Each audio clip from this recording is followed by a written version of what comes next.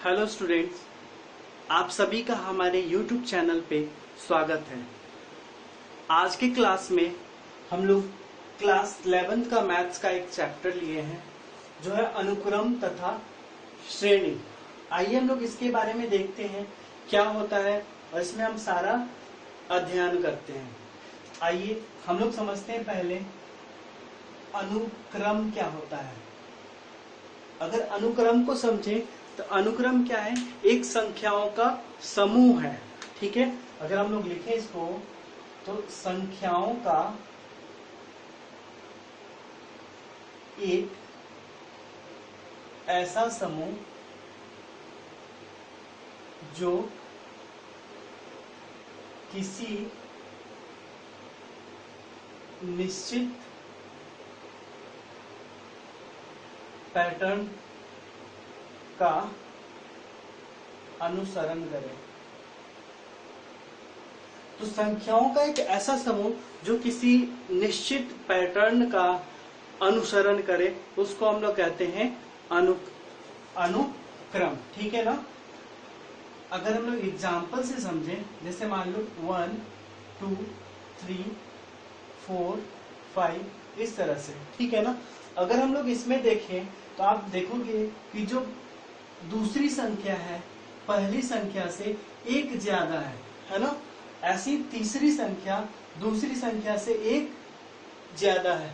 ऐसे अगर हम चौथी संख्या लें तो अगेन तीसरी संख्या से ज्यादा है। यानी हम लोग ये चीज देख रहे हैं यहाँ पे कि कहीं पे किसी भी दो संख्या को अगर हम लोग उठा लें तो उन दोनों को अगर घटाएंगे तो उन दोनों के बीच का क्या आ रहा है? अंतर एक आ रहा है। अगर मान लो इन दोनों नंबर को लेते हैं तो 4 में से 3 को घटाएंगे तो 1, 5 में से 4 को घटाएंगे तो क्या होगा? 1। यानी किसी भी दो संख्या को उठा रहे हैं तो हम लोग देख रहे हैं तो उसके बीच का अंतर क्या है? 1 है। तो ये एक अनुक्रम हुआ। ठीक है, वो किस तरह का अनुक्रम होगा वो हम लोग आगे अध्ययन करेंगे। अब देखते हैं, अगर मान लो एक दूसरा उदाहरण लें तो क्या होगा? जैसे मान लो 2 4 8 16 32 इस तरह से। ठीक है ना। यहाँ पे हम लोग क्या देख रहे हैं कि दूसरी संख्या अगर पहली संख्या में अगर हम 2 से गुणा कर देते हैं, पहली संख्या में अगर 2 से गुणा कर देते हैं तो क्या होता है? हमारे दूसरी संख्या मिल जाती है। ठीक है। वैसे अगर दूसरी संख्या में अगर हम 2 से गुणा कर देते हैं तो तीसरी संख्या मिलती है। वैसे तीसरी संख्या में अगर हम 2 से गुणा करते हैं तो क्या मिलता है? हमें चौथी संख्या मिल जाती है। तो ये भी एक निश्चित पैटर्न को अनुसरण कर रहा है, इसलिए इसको भी हम लोग क्या बोलेंगे? अनुक्रम। ठीक है। अब मान लो एक उदाहरण और लेते हैं, जैसे मान लो 7 3 9 8 6 इस तरह से। अब आप इसको देखोगे तो इसमें क्या है? 7 3 9 8 6। इसमें क्या है? किसी भी पैटर्न अगर आप इसमें इसको ध्यान से देखोगे तो ये कोई भी पैटर्न का अनुसरण नहीं कर रहा है। ठीक है ना। इसलिए क्या होगा? एक अनुक्रम नहीं होगा। ये होगा अनुक्रम नहीं होगा। ये दोनों हमारा अनुक्रम होगा लेकिन ये नहीं होगा। क्यों नहीं होगा? क्योंकि ये निश्चित पैटर्न का अनुसरण नहीं कर रहा है। समझ में आ गया आपको? आइए हम लोग देखते हैं कि श्रेणी क्या होती है।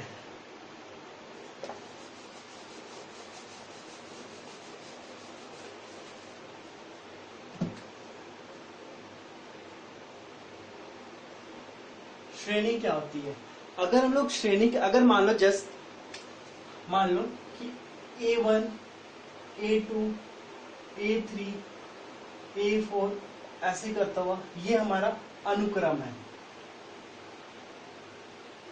अनुक्रम समझ गए? जस्ट हमने यहाँ पे क्या लिया? A1 A2 A3 A4 इस तरह से एग्जांपल ले लिया। A1 की जगह कुछ भी हो सकता है, जैसे मान लो 1 2 3 4 1 2 3 4 ये सब क्या हो गया? हमारा संख्या हो गया। अब मान लो A1 A2 A3 A4 अनुक्रम है, तब अगर हम लोग A1 A2 A3 इन सबको जोड़ दें, इसको हम लोग बोलते हैं श्रेणी। इसका मतलब ये है कि जितने भी अनुक्रम होंगे अगर उनमें हम लोग जोड़ या घटाव, यहाँ पे हम लोग जोड़ दिए या फिर इसमें घटा भी सकते हैं, कुछ भी लगा दें तो वो क्या हो जाएगा, श्रेणी। ठीक है ना।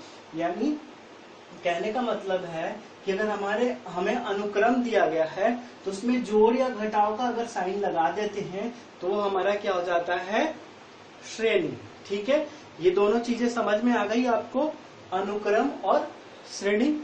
ठीक है, आगे हम लोग को पढ़ना है श्रेणी। अनुक्रम से तो आप हो गए, समझ में आ गया आपको अनुक्रम। अब हमें पढ़ना है श्रेणी।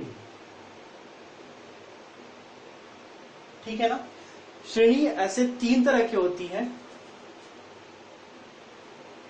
एक होती है समानांतर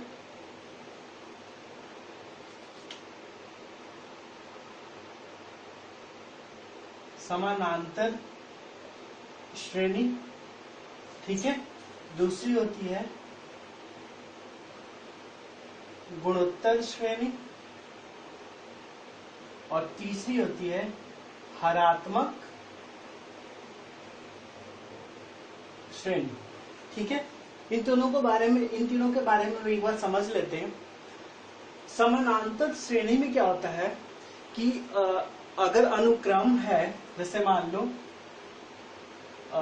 2 4 6 8, तो समानांतर श्रेणी में क्या होता है कि हर एक दो संख्याओं, कहीं से भी अगर दो संख्या लेंगे तो उनके बीच का जो अंतर होगा हर जगह समान होगा।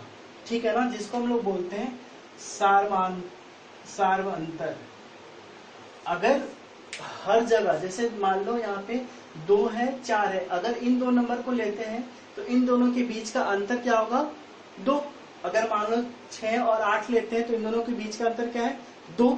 ठीक है ना, तो हर जगह यहाँ पे अंतर क्या मिलेगा आपको, समान मिलेगा, तो वो होगा हमारा समानांतर श्रेणी में।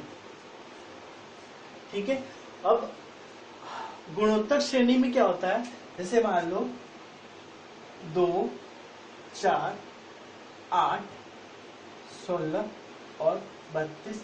अब यहाँ पे देखोगे आप तो दूसरी संख्या में अगर हम लोग पहली संख्या में 2 से गुणा करें तो दूसरी संख्या मिली, दूसरी संख्या में अगेन अगर हम लोग 2 से गुणा करें तो हमें तीसरी संख्या मिली। इस तरह की अगर श्रेणी होगी तो उसको हम लोग बोलते हैं गुणोत्तर श्रेणी।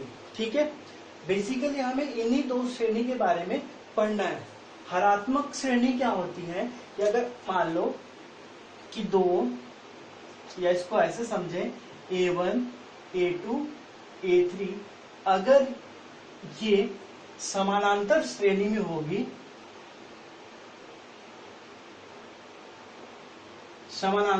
में होगी, तो इसका उल्टा मतलब 1/1/A1 1/A2 1/A3, ये सारा क्या हो जाएगा, हरात्मक श्रेणी में। ठीक है, जैसे 2 4 6 8 क्या था, समानांतर श्रेणी में, तो अगर 1/2 1/4 1/6 और 1/8 पूछे तो वो किस में होगा, हरात्मक श्रेणी में। अगर हम बात करें समानांतर श्रेणी को तो इसको हम लोग बोलते हैं अरिथमेटिक प्रोग्रेशन। अरिथमेटिक प्रोग्रेशन, इसको हम लोग शॉर्ट में रखेंगे ध्यान, AP। ठीक है, गुणोत्तर श्रेणी को हम लोग बोलते हैं ज्योमेट्रिक प्रोग्रेशन, इसको हम लोग शॉर्ट में लिखेंगे GP। ठीक है ना, और ये जो होता है हमारा होता है हार्मोनिक प्रोग्रेशन, जिसको हम लोग बोलते हैं शॉर्ट में HP। क्लियर है, जैसा कि हमारा था आज अनुक्रम तथा श्रेणी, जिसको हम लोग बोलते हैं, अनुक्रम का मतलब सीक्वेंस एंड श्रेणी का मतलब सीरीज। ठीक है ना, तो यही चीज हम लोगों ने पढ़ा। अभी तक हमने क्या सीखा कि अनुक्रम क्या होता है और अनुक्रम से अगर अनुक्रम पता है तो श्रेणी को कैसे हम लोग परिभाषित करेंगे। उसके बाद हमने 3 तरह की श्रेणियां देखी, समानांतर श्रेणी, गुणोत्तर श्रेणी और हरात्मक श्रेणी। हमें विस्तारित रूप से समानांतर श्रेणी और गुणोत्तर श्रेणी के बारे में पढ़ना है, ठीक है। तो अगले क्लास में हम लोग पढ़ेंगे कि समानांतर श्रेणी क्या होती है। अभी के लिए इतना ही, धन्यवाद।